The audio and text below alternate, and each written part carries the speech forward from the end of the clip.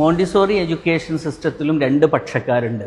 ഒന്ന് modern system അല്ല, അത് മറിയ മോണ്ടിസോറിയുടെ യഥാർത്ഥ സിസ്റ്റം അല്ല, അതാണ് ഒഥൻറ്റിക്, അതുപോലെ ഔട്ടർ വേൾഡിലേക്ക് കുട്ടികളെ കൊണ്ടുപോയി പഠിപ്പിക്കുകയാണ് വേണ്ടതെന്ന് വാദിക്കുന്നവരുണ്ട്.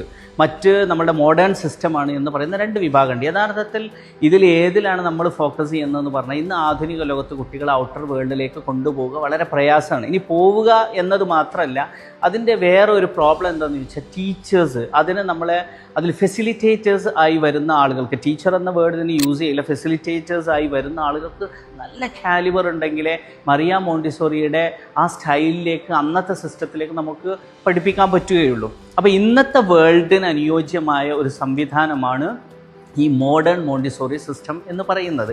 അതിലൂടെ കുട്ടിയെ സയൻറ്റിഫിക്കായിട്ട് കറക്റ്റ് ഓരോ ഇൻസ്ട്രുമെൻ്റ് എടുത്തിട്ട് ആ കുട്ടി അതിലൂടെ എന്ത് നേടുന്നു എന്ന് നമുക്ക് കറക്റ്റ് ഐഡൻറ്റിഫൈ ചെയ്യാനുള്ള സംവിധാനം ഇന്ന് ലോകത്തുണ്ട്.